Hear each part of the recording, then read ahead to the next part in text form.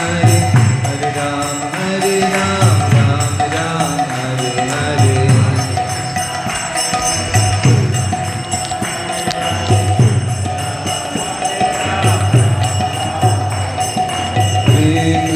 Hare Krishna, Krishna Krishna, Hare Hare, Hare Ram, Ram Ram, Hare Hare.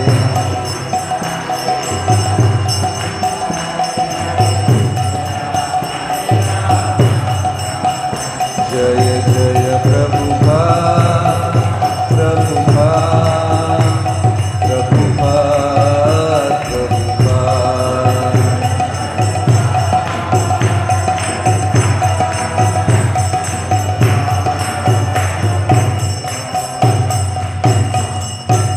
Sri Sri Krishna Balaram ki, Sri Sri Nitai Gaura Sundar ki, Srila Prabhupada ki.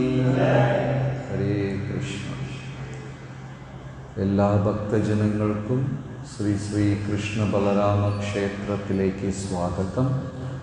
എല്ലാവർക്കും വിനീതമായ പ്രണാമം. ശ്രീകൃഷ്ണ ജന്മാഷ്ടമി ആശംസകൾ.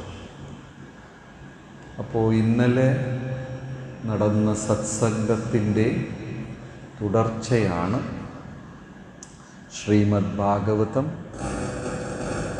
ദശമസ്കന്ധം 31-ാമത്തെ അധ്യായം 4-ാമത്തെ ശ്ലോകം. ന ഖലു ഗോപിക നന്ദനോ ഭവാൻ അഖില ദേഹിനാന്തരാത്മഭൃ വികസനാർത്തിതോ വിശ്വഗുപ്തയേ സകൗദേയിമാൻ സാത്വതകുലേ. അപ്പോൾ ബ്രജവാസികൾ പറയുക, നഖലു ഗോപിക നന്ദനോ ഭവാൻ. യശോദ, നിന്റെ മകനല്ല കൃഷ്ണ ഭഗവാൻ. നമ്മൾ ഇന്നലെ ശ്രീമദ് ഭാഗവതത്തിൽ വേറൊരു ശ്ലോകത്തിൽ നോക്കി, ജയതി ജനനിവാസോ ദേവകീ ജന്മവാദോ. വാദം, ജനങ്ങളെല്ലാം പറയുക കൃഷ്ണൻ ദേവകിയുടെ മകനാണ് എന്ന് നാട്ടുകാർ പറയുന്നു. ഇവിടെ ഗോപസ്ത്രീകളും ഗോപന്മാരും പറയുന്നു, ഹേ യശോദ, ഗോപിക, നിന്റെ മകനല്ല കൃഷ്ണൻ. നഖലു ഗോപിക നന്ദനോ ഭവാൻ അഖില ദേഹിനാമന്തരാത്മജ്. ഈ പ്രപഞ്ചത്തിലുള്ള എല്ലാ ജീവജാലങ്ങളുടെയും അന്തര്യാമിയാണ്. മകനാണെന്ന് വിചാരിക്കരുത്. അതായത് ഭഗവാനൊരു മായാശക്തിയുണ്ട്. ഭഗവാന്റെ സ്വധാമം വൈകുണ്ഠത്തിലുള്ളവരും ഗോലോകത്തിലുള്ളവരും ആ മായയിൽ തന്നെയാണ്. ഭൗതിക ലോകത്തിലുള്ളവരും മായയിൽ തന്നെയാണ്. ഭൗതിക ലോകത്തിലുള്ളവർ മഹാമായയിലും ആധ്യാത്മിക ലോകത്തിലുള്ളവർ യോഗമായയിലും ആണ്. മഹാമായ എന്ന് പറഞ്ഞാൽ ഭഗവാനെ മറച്ചിട്ട് ഈ ഭൗതിക ലോകത്തിൽ നമ്മുടെ വിശ്വാസത്തിനെ വളർത്തുന്നതാണ് മഹാമായ. യോഗമായ എന്ന് പറഞ്ഞാൽ ഭൗതികതയെ മറച്ചിട്ട് ഭഗവാനിൽ വിശ്വാസം വളർത്തുന്നതാണ് യോഗമായ. ഇപ്പം ഈ നാട്ടിൽ നോക്കിക്കോളൂ, എന്തൊക്കെ തന്നെ ക്ഷേത്രങ്ങളുണ്ടെങ്കിലും നാമജപം ഉണ്ടെങ്കിലും ഭാഗവതം ഉണ്ടെങ്കിലും ചെറുപ്പക്കാരും ഇന്നത്തെ തലമുറയിലുള്ളവരെല്ലാം എന്താ വിചാരിക്കുന്നത്? ഇതൊക്കെ ഓക്കെ, അമ്പലങ്ങളൊക്കെ ഓക്കെ, ആത്മീകത ശരിയാണ്, പക്ഷേ ഇതൊന്നും ഒരു അളവിൽ കടന്നു പോകാൻ പാടില്ല. ആത്മീകതയിൽ ഒരുപാടൊന്നും പോകേണ്ട കാര്യമില്ല. നിങ്ങളെന്തിനാ സന്യസിക്കാൻ വേണ്ടി പോവുകയാണോ? സ്വാമിമാരാവാൻ പോവുകയാണോ? ഭക്തിയൊക്കെ വേണം, ഞാൻ ദൈവവിശ്വാസം ഇല്ലെന്നും പറയുന്നില്ല, പക്ഷേ അതൊക്കെ അതിര് കടന്ന് പോകാൻ പാടില്ല എന്ന് ഉപദേശിക്കുകയും ഭൗതികതയിൽ ഇനിയും ഇനിയും വേണം, ഇനിയും ഇനിയും വേണം എന്ന് പ്രോത്സാഹിപ്പിക്കുകയും ചെയ്യും. പോരാ, ജോലി ഉയരണം, ശമ്പളം കൂടണം എന്നിങ്ങനെ പ്രോത്സാഹിപ്പിക്കുകയും ചെയ്യും. ഇത് മഹാമായ. ഭഗവാനെ മറച്ചിട്ട് ഭൗതികതയിൽ ആൾക്കാരുടെ വിശ്വാസം വളർത്തിക്കൊണ്ടുവരുന്നത് മഹാമായ. ഭൗതികതയെ മറച്ചിട്ട് ഭഗവാനിൽ വിശ്വാസം വളർത്തിക്കൊണ്ടുവരുന്നത് യോഗമായ. ഇന്നലെ നമ്മൾ കഴിഞ്ഞ ശ്ലോകത്തിൽ കണ്ടു, ശ്രയത്തെ ഇന്ദിര ശാശ്വതത്രഹി. ഇന്ദ്രൻ ശാശ്വതമായി എൻ്റെ വീട്ടിൽ വന്ന് താമസിച്ചാലും ഈ ഗോപന്മാരും ഗോപികമാരും പറയുന്നു, ആ ഐശ്വര്യം നമുക്ക് വേണ്ട, നമുക്ക് ഭഗവാൻ മാത്രം മതി. ഇതാണ് യോഗമായ. അപ്പോൾ വൃന്ദാവനത്തിലുള്ള ഭക്തജനങ്ങളെല്ലാം യോഗമായയാൽ മറയ്ക്കപ്പെട്ടിരിക്കുന്നു. അപ്പോൾ അവർക്ക് മഹാമായയെക്കുറിച്ച്, ഭൗതികതയെക്കുറിച്ച് ഒന്നും അറിയില്ല. ഇത് ശരിക്കും വിശകലനം ചെയ്യുമ്പോൾ നമ്മൾ എവിടെയാണ് സ്ഥിതി ചെയ്യുന്നത് എന്ന് നമുക്കറിയാൻ പറ്റും. ആദ്യം മഹാമായ, ഭൗതികതയെ മറച്ചിട്ട് ആത്മീകതയെ മറച്ചിട്ട് ഭൗതികതയിൽ വിശ്വാസം, ഇനിയും വേണം, ഇനിയും വേണം. ഇനിയൊരറ്റം യോഗമായ, ഭൗതികതയെ പൂർണ്ണമായി മറച്ചിട്ട് ആത്മീകതയിലേക്ക് പോകുന്നത്. പക്ഷെ ഇത് രണ്ടായാലും കുഴപ്പമില്ല, രക്ഷപ്പെടാൻ മാർഗമുണ്ട്. നമുക്ക് പറ്റിയ അബദ്ധം എന്ന് പറഞ്ഞാൽ ഇതുമല്ല അതുമല്ല, നടുക്ക്. ഭഗവാനെയും പൂജിക്കും, എന്നാൽ ഭൗതികതയെ വിടാനും സാധിക്കില്ല. ഭഗവാനിലുള്ള ഭക്തിയും ചില സമയം വർദ്ധിക്കും, ഭൗതികതയിലുള്ള താല്പര്യവും നമുക്ക് വർദ്ധിക്കും. എൻ്റെ ഭൗതിക ആഗ്രഹങ്ങളെ വെളിപ്പെടുത്താതെ മറയ്ക്കാൻ വേണ്ടി ഞാൻ ആത്മീകമായ ഒരു കാരണം പറയും. കഴിഞ്ഞ ആഴ്ച നടന്ന ഒരു കാര്യം പറയാം. ഒരു ഭക്തൻ വളരെ വിലപിടിപ്പുള്ള ഒരു കാറ് മേടിച്ചു. ലക്ഷങ്ങളും ലക്ഷങ്ങളും കൊടുത്ത്, എത്രയോ 1/2 കോടി ഒക്കെ കൊടുത്ത് ഒരു വലിയ കാറ് മേടിച്ചു. ഇവിടെ പൂജിക്കാനായിട്ട് കൊണ്ടുവന്നു. അപ്പം നമ്മൾ സ്വാഭാവികമായിട്ട് ആ ഒരു ചോദ്യം ചോദിക്കാൻ പാടില്ലായിരുന്നു, എന്നാലും നമ്മൾ ചോദിച്ചു, പ്രഭു കാറിന് എന്താ വില? അത് ഒരുപാടായി പ്രഭു, 50 ലക്ഷം രൂപ ആയി. പിന്നെ ഞാൻ ഈ കാറ് മേടിച്ചത് അമ്പലത്തിൽ സന്യാസിമാരൊക്കെ വരുമ്പോൾ ഒന്ന് ഓട്ടിക്കാനാണ്. അത് ഒരു എക്സ്ക്യൂസാണ്. അമ്പലത്തിൽ സന്യാസിമാർ 365 ദിവസവും വരാറില്ല. ഈ 365 ദിവസം വന്നാലും ശ്രീ ശ്രീ കൃഷ്ണ ബലരാമക്ക് അങ്ങനെ, അഥവാ 365 ദിവസം വന്നാലും ഇവർ ഓട്ടിക്കാനും വരില്ല. ഇത് വെറുതെ ഒരു മായയാണ്. അതിനേക്കാളും എനിക്ക് ഇഷ്ടമായി, കാശ് കൊടുത്ത് ഞാൻ മേടിച്ചു എന്ന് പറഞ്ഞാൽ തീർന്നു. മഹാമായയിലും പെടില്ല ഭക്തജനങ്ങൾ, യോഗമായയിലും പെടില്ല. അവർക്ക് തന്നെ എവിടെയാണെന്നും അറിയില്ല. അങ്ങനെ നടുക്ക് എവിടെയോ നിൽക്കുകയാണ്. അപ്പോൾ ഇവിടെ ഗോപന്മാരും ഗോപസ്ത്രീകളും യശോദയെടുത്ത് പറയുന്നു, കൃഷ്ണൻ നിന്റെ മകനല്ല, ഈ പ്രപഞ്ചത്തിലുള്ള സർവജീവജാലങ്ങളുടെയും ഹൃദയത്തിൽ കുടികൊള്ളുന്ന പരമാത്മാവാണ്. നകലു ഗോപിക നന്ദനോ ഭവൻ അഖില ദേഹിനാമന്തരാമധ വികസനാർത്തിതോ വിശ്വഗുപ്തയേ സകൗദേയിമാൻ സാത്വതാം കുലേ. വികസനാർത്തിതോ വിശ്വഗുപ്തയേ സകൗദേയിവാൻ സാത്വതാം കുലേ. ഗുപ്ത എന്ന് പറഞ്ഞാൽ രഹസ്യം. ആ ഭഗവാനെ നമ്മളൊക്കെ അമ്പലത്തിൽ പോവുകയും പ്രാർത്ഥിക്കുകയും ചെയ്യുന്ന കൃഷ്ണൻ വൃന്ദാവനത്തിൻ്റെ പൂർണ്ണമായ കൃഷ്ണനെ അല്ല നമ്മളെല്ലാവരും കാണുന്നത്.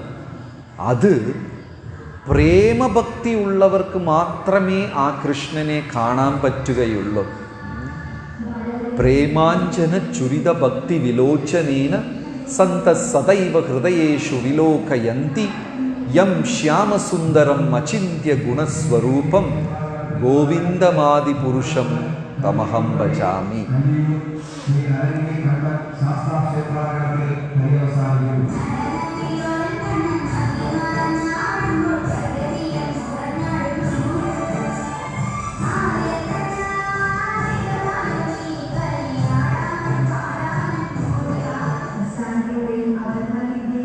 ഹരേ കൃഷ്ണ. അപ്പോൾ ഐശ്വര്യം എന്ന ഒരു മറയുണ്ട് ഭഗവാന്റെ മുമ്പിൽ. പരിശുദ്ധമായ ഭക്തിയുള്ളവർക്ക് എന്ന് വെച്ചാൽ കൃഷ്ണ ഭഗവാൻ മാത്രം മതി, വേറെ ഒന്നും വേണ്ട എന്നുള്ളവർക്ക് മാത്രമേ വൃന്ദാവന കൃഷ്ണനെ കാണാൻ സാധിക്കുകയുള്ളൂ. മറ്റുള്ളവരെല്ലാം തൊഴാൻ വരുമ്പോൾ അവിടെ ഐശ്വര്യത്തിൻ്റെ ഒരു മറയുണ്ട്. ഭഗവാൻ ഐശ്വര്യത്തിൽ അനുഗ്രഹിക്കുന്നത് മാത്രമേ നമ്മൾ കാണുള്ളൂ. ആ രഹസ്യമായ പരിശുദ്ധമായ വൃന്ദാവന കൃഷ്ണനെ കാണണമെങ്കിൽ അത് നേടിയ ഒരാൾ നമുക്ക് ആ അനുഗ്രഹം തരണം, എന്നാൽ മാത്രമേ കാണാൻ സാധിക്കുള്ളൂ. അപ്പോൾ ഇവിടെ ശ്ലോകത്തിൽ പറയുന്നു വികസന എന്ന് പറഞ്ഞാൽ ബ്രഹ്മാവ. ഭഗവാനെ ബ്രഹ്മാവ് പ്രാർത്ഥിച്ചത് കൊണ്ടാണ് അങ്ങ് ഈ ഭൂമിയിൽ വന്നത്. ശരിയാണ്. ഭാഗവതത്തിൽ ദശമസ്കന്ധത്തിൽ പറയുന്നു, ഈ അധർമ്മം ഇങ്ങനെ വളർന്നു വളർന്നു വളർന്നു വന്നപ്പോൾ ബ്രഹ്മാവ് ക്ഷീരസാഗരത്തിൽ ചെന്നിട്ട് ഭഗവാനെ അങ്ങ് അവതരിക്കാനുള്ള സമയമായി. ഈ കഥ ഭാഗവതത്തിലിരുന്ന് എല്ലാവർക്കും അറിയാം. അധർമ്മം നമുക്ക് ആ ഭഗവത്ഗീതയിൽ പ്രസിദ്ധമായ ശ്ലോകം എല്ലാവർക്കും അറിയാമല്ലോ. യഥാ യഥാ ഹി ധർമ്മസ്യ അധർമ്മ ഗ്ലാനിർ ഭവതി ഭാരത. ധർമ്മം ഗ്ലാനി, ധർമ്മം നശിക്കുമ്പോൾ, അഭ്യുത്ഥാനം അധർമ്മസ്യ, അധർമ്മം വളർന്നു വരുമ്പോൾ ഭഗവാൻ അവതരിക്കും എന്ന് വാക്ക് കൊടുത്തിരിക്കുകയാണ്. അപ്പോൾ അധർമ്മം ഇത് പറയുന്നത് ബ്രഹ്മാവ് പ്രാർത്ഥിക്കുന്നത് എപ്പോഴാണ്? 5000 വർഷങ്ങൾക്ക് മുമ്പ് ദ്വാപരയുഗത്തിൽ ഭഗവാൻ ബ്രഹ്മാവ് പോയി പ്രാർത്ഥിക്കുക അധർമ്മം വളർന്നു എന്ന്. ഭാഗ്യം ബ്രഹ്മാവ് ഇന്ന് പ്രാർത്ഥിക്കാത്തത്. ഇന്ന് പ്രാർത്ഥിച്ചെങ്കിൽ എന്തു പറയും? 5000 വർഷത്തിന് മുമ്പ് ക്ഷീരസാഗരത്തിൽ പാൽക്കടലിൻ്റെ തീരത്ത് ചെന്നിട്ട് ഭഗവാൻ പറയുക അധർമ്മം വളർന്നു, ഭഗവാനേ വരണം. ആ ബ്രഹ്മാവ് പ്രാർത്ഥിച്ചത് കൊണ്ടാണ് ഗോപ്യമായി രഹസ്യമായി ഒരിക്കലും സാധാരണക്കാർക്ക് ലഭ്യമല്ലാത്ത പരിപാവനമായ ദൈവം ഈ ദ്വാപരയുഗത്തിൽ അവതരിച്ചത്. പ്രഹ്ലാദൻ പ്രാർത്ഥിച്ചത് കൊണ്ടാണ് ആരവതരിച്ചത്? നരസിംഹമൂർത്തി അവതരിച്ചത്. അദ്വൈത ചന്ദ്ര, അദ്വൈത ആചാര്യൻ പ്രാർത്ഥിച്ചത് കൊണ്ടാണ് ശ്രീ ചൈതന്യ മഹാപ്രഭു അവതരിച്ചത്. അല്ലാതെ ഭഗവാൻ വരില്ല. ഇപ്പം ഇവിടെ തന്നെ വിഗ്രഹം സ്ഥാപിച്ചുവെങ്കിലും ആചാര്യന്മാരും ഗുരുക്കന്മാരും പ്രഭുപാദരുടെ പ്രതിനിധികളും വന്നിട്ട് കൃഷ്ണ അങ്ങ് ഈ വിഗ്രഹത്തിൽ വന്ന് കുടികൊള്ളണം, ഈ നാട്ടുകാരെല്ലാം വന്ന് സേവനങ്ങൾ ചെയ്യുമ്പോൾ ആ സേവനം സ്വീകരിച്ച് അവരെ അനുഗ്രഹിക്കണം എന്ന് ആചാര്യവര്യന്മാർ പ്രാർത്ഥിച്ചത് കൊണ്ടാണ് ഭഗവാൻ വന്നത്.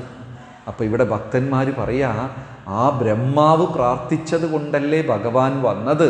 എന്തായാലും വന്ന് ഞങ്ങളെ ഒന്ന് അനുഗ്രഹിച്ചിട്ട് പോകണമേ, കാരണം ഞങ്ങൾക്ക് യോഗ്യതയില്ല. ഇത് വളരെ വളരെ സ്പഷ്ടമായ ഒരു വ്യക്തമായ കാര്യമാണ്. നമുക്ക് ഭഗവാന്റെ അടുത്ത് നേരിട്ട് സമീപിക്കാൻ സാധിക്കില്ല. ആ ഒരു പരിശുദ്ധിയില്ല. പരമാചാര്യന്മാരും ഗുരുക്കന്മാരും അനുഗ്രഹിച്ചാൽ മാത്രമേ, ഗുരു കടാക്ഷം, പരമ്പരാ കടാക്ഷം, ആചാര്യ കടാക്ഷം ഉണ്ടെങ്കിൽ മാത്രമേ ഭഗവാന്റെ അടുത്ത് എത്തിച്ചേരാൻ സാധിക്കുള്ളൂ.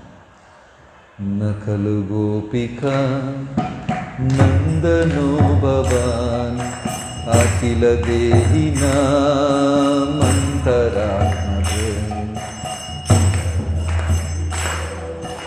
വിശ്വഗുപ്തയേ സകൗദേവാൻ സാത്വതാം കുലേ. അടുത്തത് 31-ാം അധ്യായത്തിൽ 5-ാമത്തെ ശ്ലോകം. വിരചിത ഭയം ചരണമീയുഷാം സംസ്കൃതേ ഭയം കരസരോരുഹം കാന്തകാമദം ശിരസി ദേഹിന ശ്രീകരാഗ്രഹം. ഈ ശ്ലോകത്തിൽ ഭഗവാന്റെ പാദത്തിനെയും ഭഗവാന്റെ കൈകളെയും സ്തുതിക്കുന്നു. എത്ര മനോഹരമാണ്! വ്രജവാസികൾ ഭഗവാന്റെ ഓരോ അംഗമായി സ്തുതിക്കുകയാണ്. കാരണം ഭഗവാന്റെ കയ്യിനും ഭഗവാന്റെ കാലുകൾക്കും ഭഗവാന്റെ നേത്രങ്ങൾക്കും ഭഗവാന്റെ ചെവിക്കും യാതൊരു വ്യത്യാസമില്ല. നമുക്കങ്ങനെയല്ല. കൈകൊണ്ട് ചെയ്യാൻ പറ്റുന്ന ജോലിയെ കൈകൊണ്ട് ചെയ്യാൻ പറ്റുള്ളൂ. കാലുകൊണ്ട് ചെയ്യാൻ പറ്റുന്ന ജോലി കൈകൊണ്ട് ചെയ്യാൻ പറ്റുമോ? മനുഷ്യർക്ക് ചെയ്യാൻ പറ്റില്ല. അങ്ങനെ ഒരാൾ ചെയ്താൽ അയാളെ കൊരങ്ങനെന്ന് വിളിക്കും. ചെവി കൊണ്ട് ചെയ്യുന്ന ജോലി കണ്ണുകൊണ്ട് ഇതൊന്നും ചെയ്യാൻ പറ്റില്ല. പക്ഷെ ഭഗവാന് പരിമിതികളില്ല. ഓം പൂർണ്ണമദഃ പൂർണ്ണമിദം പൂർണ്ണാത് പൂർണ്ണമുദച്യത്തെ പൂർണ്ണസ്യ പൂർണ്ണമാദായ പൂർണ്ണമേവാവശിഷ്യത്തെ. ഭഗവാൻ പൂർണ്ണനാണ്. കൈകൊണ്ട് കാലുകൊണ്ട് ചെയ്യുന്നതും ചെവി എല്ലാം കൈകൊണ്ട് ചെയ്യാൻ പറ്റും. കാലുകൊണ്ട് മറ്റ് അവയവങ്ങളുടെ ചെയ്യാൻ പറ്റും. ഭഗവാൻ അങ്ങനെ വ്യത്യാസമില്ല. ഭഗവാൻ പൂർണ്ണനാണ്. ഭഗവാന്റെ ഒരു ഭാഗം പൂർണ്ണമാണ്. ഭഗവാനിലിരുന്ന് എത്ര ഭാഗം വെളിയിൽ വന്നാലും അതെല്ലാം പൂർണ്ണമാണ്. മീതമുള്ളതും പൂർണ്ണമാണ്. ഇത് ആർക്കും മനസ്സിലായില്ല എന്നെനിക്ക് മനസ്സിലായി. ഇപ്പം നമ്മുടെ പോക്കറ്റിൽ 100 രൂപ ഉണ്ടെങ്കിൽ അതിൽ നിന്ന് 10 രൂപ എടുത്തു കൊടുത്തു കഴിഞ്ഞാൽ പോക്കറ്റിലുള്ളത് 100 ആവോ? 90 ആകും. ഈ കൊടുത്ത 10 100 ആകുമോ? അത് 10 ഇരിക്കുള്ളൂ. ഭൗതിക ലോകം അപൂർണമാണ്. പക്ഷെ ഭഗവാന്റെ പോക്കറ്റിലിരുന്ന് 100 രൂപയിൽ നിന്ന് 10 രൂപ എടുത്ത് ഒരാൾക്ക് കൊടുത്താൽ ആ കൊടുത്ത 10 100 ആവും. പോക്കറ്റിൽ 100 ഉണ്ടാകും. ഈ 100-ലെടുത്ത് 10 ആയിട്ട് 100 പേർക്ക് കൊടുത്താൽ ഓരോരുത്തരുടെ കയ്യിലും 100 ഉണ്ടാകും. ബാക്കിയും ഭഗവാന്റെ പോക്കറ്റിൽ എത്ര ഉണ്ടാകും? 100 ഉണ്ടാകും. അതുകൊണ്ടാണ് പൂർണ്ണമതഃ. ആരെങ്കിലും കേരളത്തിൽ ദൈവമാണെന്ന് പറഞ്ഞാൽ ഫസ്റ്റ് ഈ ക്വസ്റ്റ്യൻ ചോദിക്കണം. എന്താണ്? കാലുകൊണ്ട് ഭക്ഷണം കഴിക്കാൻ പറ്റുമോ? കൈ കൊണ്ട് കാണാൻ പറ്റുമോ? കാരണം ഭാഗവതത്തിൽ അങ്ങനെയാ പറയുന്നത്. കൈ കൊണ്ട് ഭഗവാന് കാണാൻ പറ്റും, കാലുകൊണ്ട് സംസാരിക്കാൻ പറ്റും, ചെവി കൊണ്ട് തിന്നാൻ പറ്റും, എല്ലാം പറ്റും. പൂർണ്ണത്തിലിരുന്ന് എത്ര അപൂർണതകൾ വന്നാലും വന്നതെല്ലാം പൂർണ്ണമാണ്. മീതമുള്ളതും പൂർണ്ണമാണ്. അപ്പം ആദ്യം ഭഗവാന്റെ പാദത്തിനെ സ്തുതിക്കുന്നു. വിരചിത ഭയം വൃഷ്ണിദൂര്യത്തെ ചരണമീയുഷാം സംസ്കൃതേ ഭയ. ചരണം, ഭഗവാന്റെ ചരണത്തിൽ വൃഷ്ണികുലം മുഴുവനും ശരണം പ്രാപിച്ചിരിക്കാം. അവരുടെ ഭയമെല്ലാം നഷ്ടപ്പെട്ടു. ഇതാണ് ഒരു പരിശുദ്ധ ഭക്തൻ്റെ ഒരു അവസ്ഥ എന്ന് പറയുന്നത്. യാതൊരു ടെൻഷനും ഉണ്ടാവില്ല. നമ്മളൊക്കെ അങ്ങനെയല്ല. ഭക്തരാണെങ്കിലും ഭക്തിയിൽ സേവനം ചെയ്യുമെങ്കിലും ഭയങ്കര ടെൻഷനാണ്. ഒരു സമാധാനമില്ലായ്മ. അടുത്ത് അവിടെ പോകണം, ഇത് ചെയ്യണം, അത് നടന്നില്ല, ഇത് നടന്നില്ല, എനിക്കിതില്ല, അതില്ല, ഇനിയും വേണം. എപ്പോഴും മനസ്സിലൊരു പൂർണ്ണമായ സംതൃപ്തി ഇല്ലാത്തൊരവസ്ഥയാണ്. അതുകൊണ്ടാണ് ഞാൻ പറഞ്ഞത് നമ്മൾ ശുദ്ധഭക്തരല്ല. ഭഗവാന്റെ ചരണത്തിനെ അഭയം പ്രാപിച്ച വൃഷ്ണികുലം മുഴുവനും അത്രയ്ക്കും ശാന്തിയും സമാധാനമായിരുന്നു. ഭാഗവതത്തിൽ ജഡഭരതൻ്റെ കഥ. ജഡഭരതനെ കാളിയുടെ മുമ്പേ കിടത്തി കുളിപ്പിച്ച് മാലയൊക്കെ ഇട്ടിട്ട് ആ കാളി ഭക്തന്മാർ പൂജാരിമാർ വെട്ടുകത്തിയും എടുത്തിട്ട് ജഡഭരതനെ വെട്ടാൻ വന്ന് നിൽക്കുക. പാട്ടും പാടി ചുറ്റി ചുറ്റി വെട്ടാനായി വാളും ഓങ്ങിക്കൊണ്ട് നിൽക്കുക. ജഡഭരതൻ എന്തോ ഈസി ചെയറിൽ കിടക്കുന്ന പോലെ സുഖമായിട്ട് കിടക്കുന്നു. ഒരു ടെൻഷനും ഇല്ല. നമ്മുടെ കഴുത്തിൽ ഒരാൾ കത്തിയും വെച്ചുകൊണ്ടിരിക്കുമ്പോൾ എങ്ങനെ ഇരിക്കും? കാരണം ഭഗവാന്റെ ഇംഗിതമില്ലാതെ ഒരു പുൽക്കൊടി പോലും അനങ്ങത്തില്ല. ഭഗവാൻ ഇച്ഛിച്ചാൽ എൻ്റെ കഴുത്ത് മുറിയും, ഭഗവാൻ വേണ്ടെന്ന് വെച്ചാൽ ആർക്കും എന്നെ കൊല്ലാൻ പറ്റില്ല എന്ന് പൂർണ്ണ വിശ്വാസമുണ്ടായിരുന്നു. നമുക്കങ്ങനെ വിശ്വാസമില്ല. നമ്മളെല്ലാം ഷോക്കേസ് ഡിവോട്ടീസാണ്. ഡിവോട്ടി എന്ന് പരിചയപ്പെടുത്താൻ കൊള്ളാം, അല്ലാതെ ഡിവോട്ടി ഒന്നല്ല. യഥാർത്ഥത്തിൽ ഹൃദയത്തിൻ്റെ ആഴത്തിൽ ഭക്തരൊന്നല്ല. അത് കറക്റ്റ് ജന്മാഷ്ടമിക്ക് പുതിയ ഡ്രസ്സ് മേടിച്ച് വെച്ചിട്ടുണ്ട്. അതെല്ലാം ഫ്രില്ലൊക്കെ പിടിച്ച് കൊടുത്തിട്ട് നല്ല സ്കെയിലൊക്കെ വെച്ച് തിലകൊക്കെ ഇട്ടിട്ട് ജപിച്ചില്ലെങ്കിലും ജപമാല എടുത്ത് കഴുത്തിലിട്ടിട്ട് ഹരേ കൃഷ്ണ. ഈ തുണിക്കടയിൽ ബൊമ്മ നിൽക്കില്ലേ, അത്രയ്ക്കുള്ള ഭക്തിയെ നമുക്കുള്ളൂ. പക്ഷെ ഭഗവാന്റെ ചരണങ്ങളിൽ പൂർണ്ണമായി ശരണം പ്രാപിച്ച വൃഷ്ണി വംശത്തിന് എന്താ സംഭവിച്ചത്? യാതൊരു തരത്തിലുള്ള വ്യാകുലതയും ഇല്ല. ഞാൻ ഇന്നലെ പറഞ്ഞു, കലികാലം എന്ന് പറയുമ്പോൾ രജോ ഗുണം, അത് കാരണം റെസ്റ്റ്ലെസ്നെസ്, അത് കാരണം ഡിസ്റ്റർബൻസ്. രജോ ഗുണം വർദ്ധിച്ച് ക്ഷമയില്ലാത്തൊരവസ്ഥ, അത് കാരണം അവർക്ക് സമാധാനമില്ല. എത്ര പേര് ഇവിടെ കൂടിയിരിക്കുന്ന ഭക്തരിൽ എത്ര പേരാണ് ഈ ഒരു സമാധാനമില്ലാത്ത റെസ്റ്റ്ലെസ്നെസ് അനുഭവപ്പെടുന്നത്? നമ്മുടെ നിത്യജീവിതത്തിൽ, നിത്യജോലിയിൽ, ഓഫീസ് ജോലിയിൽ, വീട്ടുകാര്യങ്ങളിൽ ആ ഒരു സമാധാനമില്ലായ്മ എത്ര പേര് അനുഭവപ്പെടുന്നുണ്ട്? ആരുമില്ല. എല്ലാവരും ഈ ഭ്രാന്ത് പിടിച്ച് ഓടുന്നത് കൊണ്ട് തെറ്റുകൾ ഏതെങ്കിലും ശരിയാവോ? ഒന്നും ചെയ്യാം. വെറുതെ നമ്മൾ മേലെയും താഴെ ഓടാന്നല്ലാതെ കാര്യമൊന്നും നടക്കില്ല. എല്ലാം കർമ്മഫലം അനുസരിച്ച് നടക്കും. ക്ഷമയോട്, ശാന്തിയോട്. ഒരു ദിവസം ദുര്യോധനൻ വളരെ ദേഷ്യത്തോട് വിതുരരെ വിളിച്ചു പറഞ്ഞു, ഇപ്പൊ തന്നെ ഇറങ്ങിപ്പോയിക്കൂ എന്ന് ചവിട്ടി പുറത്താക്കി. ആരെ? വിതുരരെ. വിതുരർ പറഞ്ഞു, താങ്ക് യു വെരി മച്ച്, എനിക്ക് കാശി രാമേശ്വരം പോകാൻ ലീവില്ലെന്ന് വിചാരിച്ചിരുന്നു, ലീവ് കിട്ടി, നന്ദി, സന്തോഷത്തോടെ. നാളെ രാവിലെ നമ്മൾ ജോലിക്ക് പോകുന്നു, നമ്മുടെ മാനേജർ പറയുന്നത് നാളെ തൊട്ട് ജോലി ഇല്ലെന്ന് പറഞ്ഞാൽ നമ്മൾ താങ്ക് യു വെരി മച്ച് എന്ന് ചിരിച്ചുകൊണ്ട് വരും. ഭഗവാന്റെ പാദങ്ങളെ ശരണം പ്രാപിച്ചവർക്ക് ഭൗതിക ലോകത്തിൽ ഭയമേയില്ല. വിരചിത ഭയം വൃഷ്ണി ദൂര്യത്തെ ചരണനീയുഷാം ശാംശ്വതേ ഭയാൻ കരസരോരുഹം കാന്തകാമദം ശിരസി ദേഹിനാ ശ്രീകരാഗ്രഹം. കരസരോരുഹം, ഭഗവാന്റെ കരങ്ങളെ. ആദ്യം പാദത്തിനെ സ്തുതിച്ചു, അടുത്തത് ഭഗവാന്റെ കരങ്ങളാണ്. ഭഗവാന്റെ കരങ്ങൾ, ഭഗവാന്റെ കൈകളെ എന്താ പറയുന്നത്? താമരപ്പൂക്കൾ നിറഞ്ഞ ഒരു തടാകത്തിനോട്, അങ്ങനെ ഒരു തടാകത്തിൽ ഇറങ്ങി മുങ്ങിക്കഴിഞ്ഞാൽ വളരെ ഒരു ഉന്മേഷം. എവിടെയെങ്കിലും ജോലിക്കൊക്കെ പോയി തളർന്ന് ക്ഷീണിച്ചൊക്കെ വന്ന് നല്ല ഒരു പുഴയിലോ ആറ്റിലോ കുളത്തിലോ മുങ്ങിയ അനുഭവം ഉണ്ടോ? വെറുതെ തന്നെ നമ്മൾ ഈ പുഴയിലും ആറ്റിലൊക്കെ കാലിട്ടിരുന്നാൽ ഒരു ഫ്രഷ്നെസ് ഫീൽ ചെയ്യും അല്ലേ? അതൊന്ന് മുങ്ങിക്കഴിഞ്ഞാൽ വളരെ ഒരു ഉന്മേഷം തോന്നും. അതുപോലെ ഭഗവാന്റെ കരങ്ങൾ, കരസരോരുഹം കാന്തകാമദം, മനസ്സിനകത്ത് എന്തെല്ലാം ആഗ്രഹങ്ങൾ ഒളിച്ചിരിക്കുന്നോ ആ അത്ര ആഗ്രഹങ്ങളും നടന്നു കിട്ടും. ഏതിൻ്റെ അനുഗ്രഹം കിട്ടിയാൽ?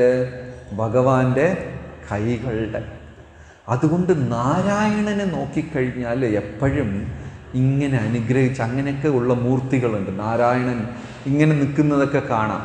വരദ, കാഞ്ചീപുരത്തിൽ പോയാൽ ഭഗവാന് വരദരാജസ്വാമി എന്നാ പേര്. ഭഗവാൻ എങ്ങനെയാണ് നിൽക്കുന്നത്? വരദ, വരം കൊടുക്കുന്ന ഭാവത്തിൽ. എത്രയോ നാരായണമൂർത്തികൾ രണ്ട് കൈ കൊണ്ട് അനുഗ്രഹം കൊടുക്കുന്നത്, അങ്ങനെയൊക്കെ കാണാൻ പറ്റും. പക്ഷെ കൃഷ്ണനെ എവിടെയെങ്കിലും ഇങ്ങനെ നിൽക്കുന്നത് കണ്ടിട്ടുണ്ടോ? കൃഷ്ണ ഭഗവാനെ എവിടെയെങ്കിലും ഏതെങ്കിലും അമ്പലത്തിൽ ഇങ്ങനെ നിൽക്കണ കണ്ടിട്ടുണ്ടോ? കണ്ടിട്ടില്ല. കൃഷ്ണ ഭഗവാൻ എങ്ങനെയാണ് നിൽക്കണേ? എല്ലാം ഒളിപ്പിച്ചാണ്, ഒന്നും തരില്ല. ഓടക്കുഴലും പിടിച്ചിട്ട് നിൽക്കും, എല്ലാം മടക്കി ഒളിപ്പിച്ച് വെച്ചിട്ടേ നിൽക്കുള്ളൂ. അല്ലെങ്കിൽ ഓടക്കുഴൽ ഇങ്ങനെ പിടിച്ചുകൊണ്ട് നിൽക്കും, അല്ലെങ്കിൽ ബലരാമൻ്റെ മേലെ കൈയിട്ട് നിൽക്കും. ഇവിടെ നല്ലോണം ശ്രദ്ധിച്ചോളൂ, ഇങ്ങനെ ഇങ്ങനെ ഇങ്ങനെ ഒന്നും കാണൂല. അത്ര എളുപ്പത്തിൽ കിട്ടൂല. ഫസ്റ്റ് ഡേ പുതിയതായിട്ട് വരുന്നവർക്ക് വാരിക്കോരി കൊടുക്കും, പിന്നെ ഉള്ളതൊന്നും കൊടുക്കില്ല. പിന്നെ നമ്മളാ അവസ്ഥയിൽ ഉയരണം, ശുദ്ധനാകണം. അപ്പം ഭഗവാന്റെ അനുഗ്രഹം അതൊരു രഹസ്യമാണ്. പ്രേമഭക്തി ഉള്ളവർക്ക് മാത്രം എളുപ്പം എന്ത് കിട്ടും? ഭഗവാന്റെ അനുഗ്രഹം കിട്ടും. അല്ലെങ്കിൽ ഭഗവാൻ എന്ത് ചെയ്യും? പാർഷദന്മാരെ അനുഗ്രഹിക്കാൻ പറഞ്ഞു വിട്ടിട്ട് ഭഗവാൻ കൈയെല്ലാം മടക്കി വെച്ചിരിക്കും. ആ താമരപ്പൂക്കൾ നിറഞ്ഞ തടാകമാകുന്ന ഭഗവാന്റെ കൈകൾ, കരങ്ങൾ, അതിൻ്റെ ഒരു അനുഗ്രഹം കിട്ടിക്കഴിഞ്ഞാൽ ജന്മജന്മങ്ങളായി ഹൃദയത്തിൽ ഒളിച്ചിരിക്കുന്ന സർവത്ര അഭിലാഷങ്ങളും പോകും. കൃഷ്ണ, ആ കൈ ശിരസി ദേഹിന, എൻ്റെ ശിരസിൽ കൊണ്ടുവന്ന് ആ കൈകൾ ഒന്ന് വെക്കണം. എന്താ? ശ്രീകരാഗ്രഹം. കാരണം ആ കൈകൾ എന്നും ലക്ഷ്മി ദേവി പിടിച്ചുകൊണ്ട് നടക്കുന്ന ആ കൈയിനെ ഒരു തവണ എവിടെ കൊണ്ടുവന്ന് വെക്കണം? എൻ്റെ തലയിൽ വെക്കണം. ഇതൊരു മഹാഭാഗ്യമാണ് എന്നിവിടെ പാടുന്നുണ്ട്. വിരചിതാഭയം വൃഷ്ണിതൂയത്തെ ചരണമീയുഷാം സംസ്കൃതേർഭയാൻ കരസരോരുഹം കാന്തകാമദം ശിരസി ദേഹിന ശ്രീകരാഗ്രഹം. ഹരേ കൃഷ്ണ ഹരേ കൃഷ്ണ.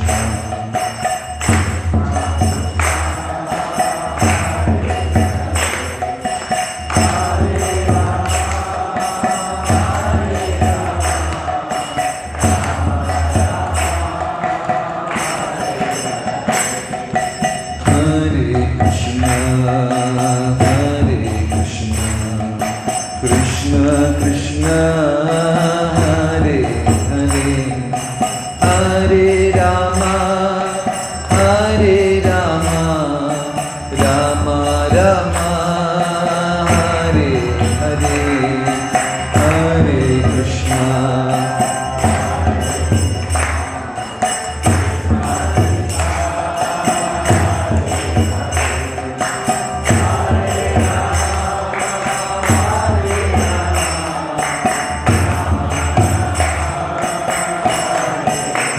ശ്രീ കൃഷ്ണ ബലരാമ കീ. അപ്പൊ ഈ ശ്ലോകത്തില് ഭഗവാന്റെ പാദത്തിനെയും ഭഗവാന്റെ കരങ്ങളെയും സ്തുതിച്ചു. അതുകൊണ്ടാണ് ലക്ഷ്മിദേവി ഭഗവാന്റെ പാദത്തിനെ മുറുകെ പിടിച്ചുകൊണ്ടിരിക്കുന്നത്. മഹാദേവൻ എന്തിനാ ഗംഗയെ ശിരസിൽ താങ്ങിയത്? ആ ഗംഗാജലം ഭഗവാന്റെ പാദം അഭിഷേകം ചെയ്തു വരുന്നത് കൊണ്ടാണ് എന്ന് ഭാഗവതത്തിൽ പറയുന്നു. മഹാദേവൻ സന്തോഷത്തോട് ആ ഗംഗാജലത്തിനെ തൻ്റെ ശിരസിൽ എടുത്തു. അടുത്തത് 6ാമത്തെ ശ്ലോകം. എന്താണ്? 31:6. ഇതിൻ്റെ അടുത്ത് എന്താണ്? വിരചിതാഭയം. അതിൻ്റെ അടുത്ത ശ്ലോകം വീരയോഷിതം നിജജനസ്മയ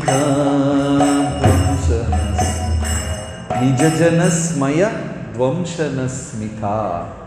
ഇതൊരു മനോഹരമായ വരിയാണ്. ഭഗവാൻ ഇങ്ങനെ ദർശനം കൊടുക്കാൻ നിൽക്കുന്ന നേരം ആ ഒരു പുഞ്ചിരി കണ്ടു കഴിഞ്ഞാൽ നിജജനസ്മയ ധ്വംസനസ്മിത, എൻ്റെ ഹൃദയത്തിനകത്ത് ഒളിച്ചിരിക്കുന്ന അഹങ്കാരമെല്ലാം, ഡംഭം, ഞാൻ വലിയവനാണ് എന്നുള്ളതെല്ലാം നിമിഷ നേരം കൊണ്ട് ഇല്ലാതെ ആകുന്നു എന്നാണ് പറയുന്നത്.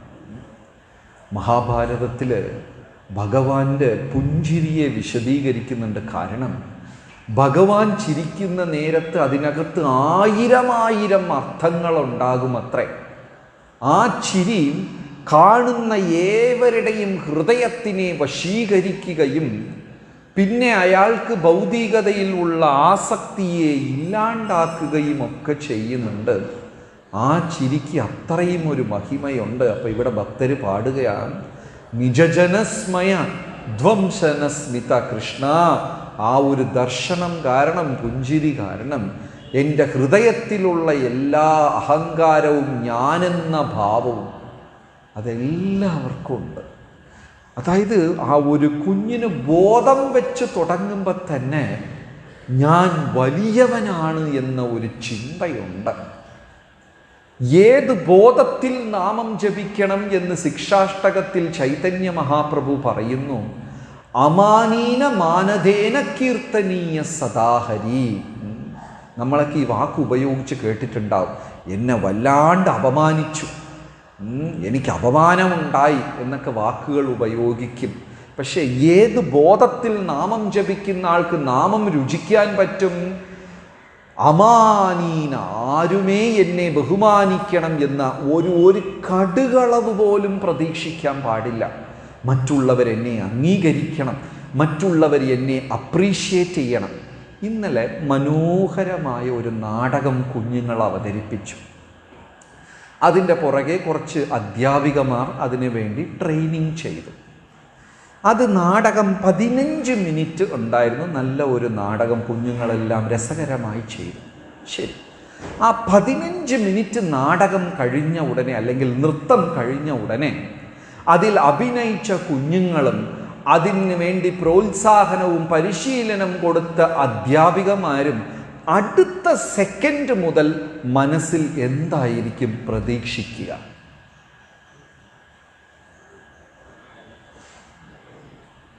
ആ ടീച്ചർ ഇവിടെ ഉണ്ടല്ലോ. എന്തായിരിക്കും പ്രതീക്ഷിക്കുക? അടുത്ത സെക്കൻഡ് തൊട്ട് എന്തായിരിക്കും പ്രതീക്ഷിക്കുക? ഒരു അനക്കം ഇല്ലല്ലോ.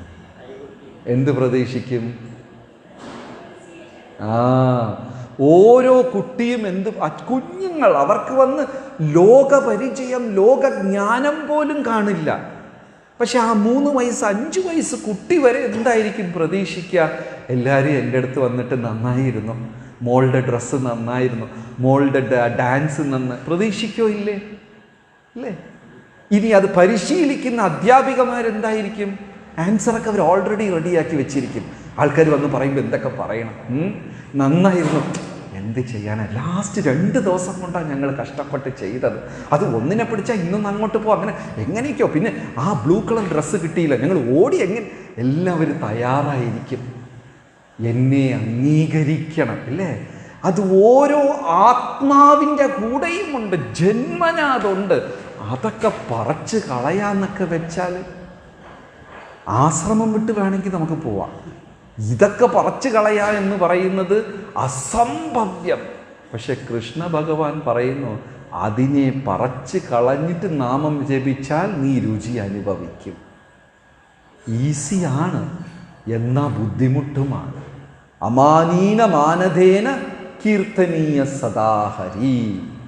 എന്നെ ആരും അംഗീകരിക്കാൻ പാടില്ല, പക്ഷെ ഞാൻ എല്ലാവർക്കും ബഹുമാനം കൊടുക്കണം. ആ ബോധത്തിൽ നാമം ജപിച്ചാൽ മാത്രമേ ആ ശുദ്ധമായ നാമം നമുക്ക് രുചിക്കാൻ സാധിക്കുകയുള്ളൂ. എത്ര പേർക്ക് സാധിക്കും അങ്ങനെ ജപിക്കാൻ? കുറച്ച് പാടാണ്. ഇതും കൂടെ കേട്ടിട്ട് എന്നാ പിന്നെ ഞാൻ ജപം നിർത്തി, ആ അവസ്ഥയിലാ വരുന്നത്. ശ്രീ ശ്രീ കൃഷ്ണ ബലരാമ കീ. അടുത്തത് 31-ാം അധ്യായത്തിൽ 7-ാമത്തെ ശ്ലോകം. പ്രണത ദേഹിനാം പാപകർഷണം തൃണചരാനുഗം ശ്രീനികേതനം ഫണിവനാർപ്പിതം തേ പദാംബുജം തൃണുപുചേഷിനാകൃന്തി ഹൃക്ഷയം. മനോഹരമായ ശ്ലോകം. ഒന്നും കൂടെ. പ്രണത ദേഹിനാം പാപകർഷണം തൃണചരാനുഗം ശ്രീനികേതനം ഫണിവനാർപ്പിതം തേ പദാംബുജം തൃണുപുചേഷിനാകൃന്തി ഹൃക്ഷയം. ഹരേ കൃഷ്ണ ഹരേ കൃഷ്ണ കൃഷ്ണ കൃഷ്ണ ഹരേ ഹരേ ഹരേ രാമ രാമ രാമ ഹരേ ഹരേ. വീണ്ടും ഈ ശ്ലോകത്തിൽ ഭഗവാന്റെ തൃപ്പാദങ്ങളെക്കുറിച്ച് സ്തുതിക്കുകയാണ്. അതായത് ഭഗവാന്റെ ക്ഷേത്രങ്ങളിൽ വിഗ്രഹം മാത്രം കാണും. അത് കഴിഞ്ഞാൽ ഏത് ഭാഗം മാത്രം വെച്ച് ക്ഷേത്രത്തിൽ പൂജിക്കാൻ പറ്റുമെന്ന് ചോദിച്ചാൽ പാദം മാത്രമേ ഉള്ളൂ. അമ്പലങ്ങളിൽ ഭഗവാന്റെ മുഴുവൻ രൂപം കണ്ടിട്ടുണ്ടാവും. എല്ലാ അമ്പലങ്ങളിലും കാണും. പിന്നെ ഭഗവാന്റെ വയറ് മാത്രം പ്രതിഷ്ഠിച്ച അമ്പലം കണ്ടിട്ടുണ്ടോ? ഇല്ല. കൈ മാത്രം, ചെവി മാത്രം? ഇല്ല. പാദം മാത്രമുള്ള പീഠങ്ങൾ കണ്ടിട്ടുണ്ടോ? അമ്പലം കണ്ടിട്ടുണ്ടോ? ഉണ്ട്. ഭഗവാന്റെ മുഴുവൻ രൂപം കഴിഞ്ഞാൽ അടുത്തത് ഒരു ഭക്തൻ ശരണം പ്രാപിക്കുന്നത് എവിടെയാ? ഭഗവാന്റെ പാദത്തിൽ. അതുകൊണ്ടാണ് മുഴുവനുമായി കൃഷ്ണനെ ദർശനമെടുക്കാൻ സാധിച്ചില്ലെങ്കിലും പാദം മാത്രം ദർശനമെടുത്താലും പൂർണ്ണ ഫലമാണ്. നമപങ്കജ നാഭായ നമപങ്കജ മാലിനേ നമപങ്കജ നേത്രായ നമസ്തേ പങ്കജാംഗ്രയേ. ആ പങ്കജമാകുന്ന പാദങ്ങളെ മാത്രം ശരണം പ്രാപിച്ചാലും മതി. അപ്പോൾ ഇവിടെ ആ പാദത്തിൻ്റെ ഒരു രസത്തിനെ പറയാം. അതിനെ ശരണം പ്രാപിച്ചവരുടെ എല്ലാം അവർ ജീവിതത്തിൽ ചെയ്തതും ചെയ്യാൻ പോകുന്നതും ചെയ്യാനായി ഓർത്തതുമായ പാപങ്ങൾ വരെ ഇല്ലാണ്ടാകുന്നതാണ്. പ്രണതദേഹിനാം പാപകർഷണം. പാപത്തിനെ വേരോടങ്ങ് പറിച്ചെടുക്കും. പാപം 3 തലത്തിലാണ്. എന്താണ്? വിത്ത്, മൊട്ട്, പുഷ്പിച്ചത്. പുഷ്പിച്ച പാപമാണ് ഇപ്പോൾ നമ്മൾ അനുഭവിച്ചു കൊണ്ടിരിക്കുന്നത്. ഇനിയും അനുഭവിക്കാൻ കിടക്കുന്നതേ ഉള്ളൂ കൂമ്പാരമായി. നമ്മൾ 1ഉം 2ഉം തെറ്റാണോ ചെയ്തു വച്ചിരിക്കുന്നത്? ഓരോ നിമിഷവും 100 കണക്കിൽ തെറ്റ് ചെയ്തിട്ടുണ്ട്. ഇന്നലെ ഒരു ദിവസം നമ്മൾ മനസ്സുകൊണ്ട് എത്ര വ്യക്തികളെ തരം താഴ്ത്തി ചിന്തിച്ചു? അല്ലെങ്കിൽ അല്പം മോശമായിട്ട് ആരെങ്കിലും ഏതെങ്കിലും ഭക്തരെ കുറിച്ച് ചിന്തിച്ചോ? ഇന്നലത്തെ ദിവസം ആരുമില്ല. നീ മാത്രമേ. എല്ലാവരും കാണും. ചെയ്ത പാപങ്ങൾ, ചെയ്യാൻ പോകുന്ന പാപങ്ങൾ, ആ ചെയ്യാൻ ത്വരയുണ്ടാക്കി വിത്തായി കിടക്കുന്ന പാപം, ആ പാപത്തിൻ്റെ ചിന്തകൾ വരെ പാപകർഷണം വേരോടങ്ങ് പറിച്ചെടുക്കും. എവിടെ ശരണം പ്രാപിച്ചാൽ? ഭഗവാന്റെ പാദത്തിൽ ശരണം പ്രാപിച്ചാൽ. ചെയ്ത പാപം, ചെയ്യാൻ പോകുന്ന പാപം, ആ പാപം ചെയ്യാൻ പ്രേരിപ്പിക്കുന്ന ചിന്ത വരെ പറിച്ചെടുക്കും. പക്ഷേ കൃഷ്ണ ഞങ്ങൾക്ക് മനസ്സിലാവുന്നില്ല. വളരെ ഗോപന്മാരുടെയും ഗോപസ്ത്രീകളുടെ കൂടെ മൃദുലമായ പാദം, തൃണചരാണുകം, അത്ര സോഫ്റ്റാണ്. ഭാഗവതം പറയുന്നു ഭഗവാന്റെ പാദം എപ്പോൾ നോക്കിയാലും ബേബി പിങ്ക് കളറിലുണ്ടാകും. ആ സോഫ്റ്റ് പിങ്ക് ഇല്ലേ, ആ നമ്മ മൊത്തം കുത്തും വെട്ടും കൊലപാതകം. നമ്മുടെ കാലത്ത് നോക്കിക്കോളും, മറ്റേ കത്തിയെടുത്ത് മുറിച്ചതുപോലെ കാണും. വെട്ട്. ഭഗവാന്റെ പാദം ആ മൃദുലമായ താമരപുഷ്പത്തിൻ്റെ ആ പാദത്തിൽ ആരാ കുടികൊള്ളുന്നത്? തൃണചരാനുകം ശ്രീനികേതനം. ആരുടെ വീടാത്? ആരുടെ വാസസ്ഥാനമാണ്? ലക്ഷ്മിദേവി. ശ്രീനികേതനം. ആർക്കെങ്കിലും പേര് വെക്കണമെങ്കിൽ നല്ലൊരു പേര്, ശ്രീനികേത്. വീട്ടിനൊക്കെ പേര് വെക്കുക, നല്ല പേരാണ്. ശ്രീനികേതനം. അവിടെ ആരാ താമസിക്കുന്നത്? ലക്ഷ്മിതം വന്ന് താമസിക്കുക. അത്ര താമരപുഷ്പം പോലെ മൃദുലമായ പാദം. അടുത്ത ദിവസം എന്താ ചെയ്തത്? ഫണിഫണാർപ്പിതം. ഈ പാമ്പിൻ്റെ ഇതിനെന്താ പറയാ? ഫണം അല്ലേ? ഫണം. അതിൻ്റെ പുറത്ത് കയറി ഭരതനാട്യം, ഡാൻസ് ചവിട്ടി ആ പാമ്പ് അവസാനം ചോര ഛർദ്ദിച്ച് ബോധം കെട്ട് വീണു. ആദ്യത്തെ ദിവസം അത്ര മൃദുലമായി പുല്ലുപൊടിയുടെ മീതെ നൃത്തം വെച്ച പാദം അടുത്ത ദിവസം ആരുടെ തലയ്ക്ക് കയറി ചവിട്ടണം? ആ കാളിയൻ്റെ തലയിൽ ചവിട്ടിയ ചവിട്ടില് ആ കാളിയൻ്റെ ചോര മുഴുവനും ഛർദ്ദിച്ചു. അപ്പൊ ഇത് മൃദുലമാണോ? അല്ല. ഈ ഇടിയും മിന്നലും പോലെ ഭയാനകമാണോ? ഞങ്ങൾക്ക് മനസ്സിലാകുന്നില്ല. പക്ഷെ ഞങ്ങളുടെ തലയിൽ വെക്കുമ്പോൾ സോഫ്റ്റായിട്ട് വെക്കണേ. ഭക്തർ പ്രാർത്ഥിക്കുക, ആ കാളിയൻ്റെ തലയിൽ വെച്ച പോലെ എൻ്റെ തലയിൽ വെച്ച് കളയരുത്. എൻ്റെ തലയിൽ വെക്കുമ്പോൾ എങ്ങനെ വെക്കണം? വളരെ സോഫ്റ്റായിട്ട് വെക്കണം. കാരണം ആ പാദത്തിനെ ഞാൻ ശരണം പ്രാപിച്ചു കഴിഞ്ഞാൽ എൻ്റെ ജന്മ സാഫല്യമുണ്ടാകും. പാദത്തിനെ മാത്രം ശരണം പ്രാപിച്ച് ജീവിതത്തിൽ മാറ്റം വരുത്തിയ ഭക്തജനങ്ങളുടെ ആരെങ്കിലും നിങ്ങൾക്ക് അറിയാമോ? നമ്മുടെ പുരാണ കഥകളിൽ, ഭാഗവതത്തിൽ, രാമായണത്തിൽ, മഹാഭാരതത്തിൽ പാദത്തിനെ മുഴുവനും ശരണം പ്രാപിച്ച് ജീവിതം സഫലമാക്കിയവർ മഹാബലി. മഹാബലിയുടെ തലയിൽ പാദം വെച്ചു. പിന്നെ അഹല്യയുടെ പാദം വെച്ചപ്പോൾ ശാപം എല്ലാം പോയി, മോക്ഷപ്രാപ്തിക്ക് തയ്യാറായി. Very good. പിന്നെ വിഭീഷണന്റെ തലയിൽ പാദം വെച്ചോ? ശരണാഗതി. ഓക്കെ, ഫിസിക്കലി തൂക്കി തലയിൽ വെച്ചത് ചൈതന്യ മഹാപ്രഭുയുടെ കാലഘട്ടത്ത് ഒരുപാട്, നിത്യാനന്ദ പ്രഭു രഘുനാഥദാസ് ഗോസ്വാമിയുടെ ഹൃദയത്തിൽ ചവിട്ടി, പിന്നെ മുതലയുടെ കാലിൽ തലയിൽ വെച്ചു. പിന്നെ ഭരതൻ 14 കൊല്ലം എന്തിനാ തലയിൽ തൂക്കി പിടിച്ചുകൊണ്ടിരുന്ന ഭരതൻ?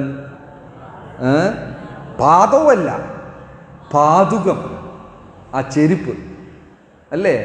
പിന്നെ ലക്ഷ്മി ദേവി നാരായണന്റെ കഴുത്തി പിടിക്കോ പാദത്തിൽ പിടിക്കോ? ഇന്നുള്ളവരാണ് കഴുത്തി പിടിക്കുന്നത്. ലക്ഷ്മി ദേവി പാദത്തിൽ പിടിച്ചു. അതിൽ കൊണ്ട് മാത്രം ജീവിതം സഫലമായി. പ്രണതദേഹിനാം പാപകർഷണം ഋണചരാനുഗം ശ്രീനികേതനം പനിപനാർപ്പിതം തേ പദാംബുജം കൃണുകുചേഷു കൃന്തി ഹൃക്ഷയം. ഹരേ കൃഷ്ണ ഹരേ കൃഷ്ണ കൃഷ്ണ കൃഷ്ണ ഹരേ ഹരേ ഹരേ രാമ ഹരേ രാമ രാമ രാമ ഹരേ ഹരേ ഹരേ കൃഷ്ണ.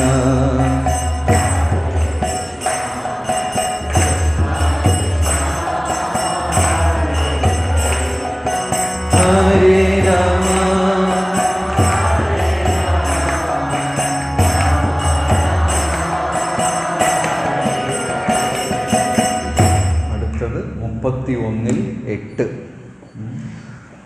മധുരയാ ഗിരാ വൽഗുവാക്യയാ ബുധമനോജ്ഞയാ പുഷ്കരേക്ഷണ വിധികരീരിമാ വീരമുഖ്യതേർ അദര സിന്ധുനാ ധ്യായയസ്വനാ മധുരയാ ഗിരാ വൽഗുവാക്യയാ ബുധമനോജ്ഞയാ പുഷ്കരേക്ഷണ വിധികരീരിമാ വീരമുഖ്യതേർ അദര സിന്ധുനാ ധ്യായയസ്വനാ.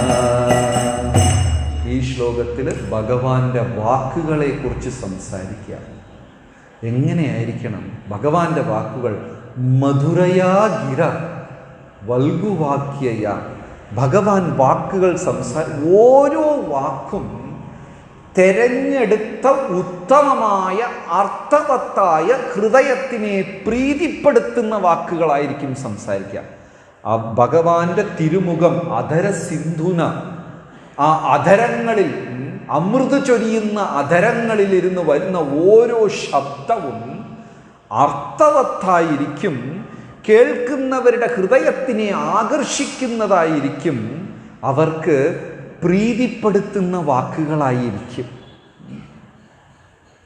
നമ്മുടെ വീട്ടിൽ എത്ര പേര് ഇവിടെ കൂടിയിരിക്കുന്നവർ അവരുടെ സ്വന്തം അച്ഛൻ്റെ അമ്മയെടുത്ത് നിന്ന് കഴുത പട്ടി എന്നൊക്കെ ചീത്ത കേട്ടിട്ടുള്ളത്? അച്ഛൻ്റെ അടുത്തും അമ്മയെടുത്തിരുന്നു 3 പേരേ ഉള്ളൂ. ചിലർക്ക് ഇപ്പോഴും കിട്ടുമായിരിക്കും, ഇല്ലേ? പക്ഷെ ഭഗവാന്റെ സംസാരിക്കുന്നതെല്ലാം അതിമനോഹരം. അമൃത് ചൊരിയുന്ന ചുണ്ടുകളിൽ നിന്ന് വരുന്ന വാക്കുകൾ വളരെ വളരെ അർത്ഥവത്തായിരിക്കും. സത്യം ബ്രൂയാത് പ്രിയം ബ്രൂയാത്. എങ്ങനെ സംസാരിക്കണം? പ്രിയമായി സംസാരിക്കണം, ഹിതമായി സംസാരിക്കണം, സംസാരിക്കാതെ സംസാരിക്കണം, മിതമായി, കുറച്ചേ സംസാരിക്കാവൂ. അമലമാതാജി മനസ്സിലായല്ലോ?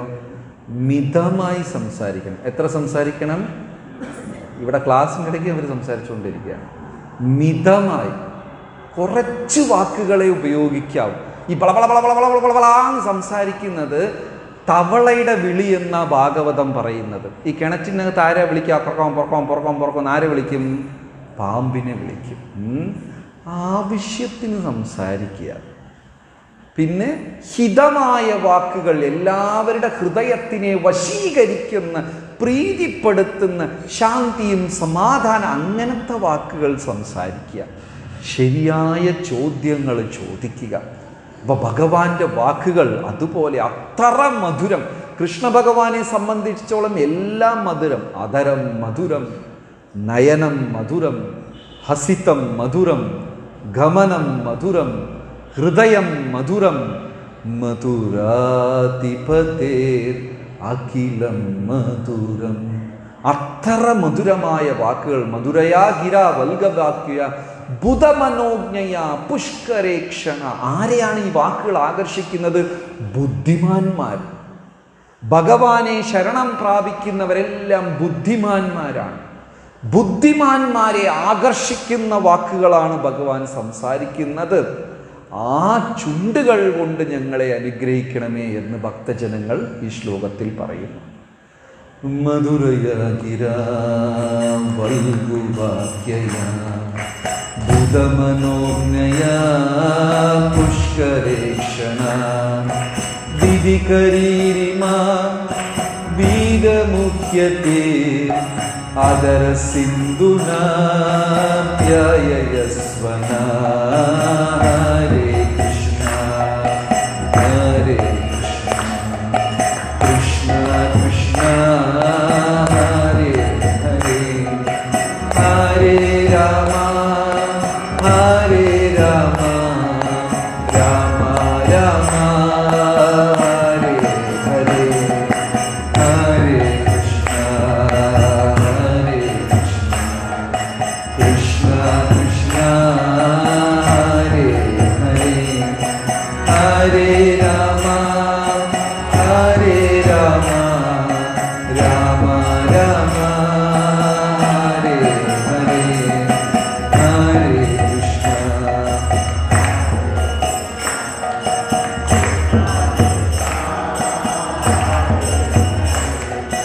ഹരേ രാമ ഹരേ രാമ രാമ രാമ ഹരേ ഹരേ.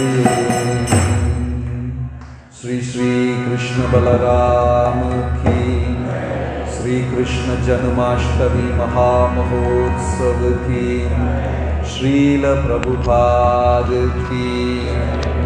ഹരേ കൃഷ്ണ. ഇതിൻ്റെ തുടർച്ച ഉച്ചയ്ക്ക് 12 മണി തൊട്ട് 1 മണി വരെ ഉണ്ടായിരിക്കും. ഇതിൻ്റെ കണ്ടിന്യൂഷൻ.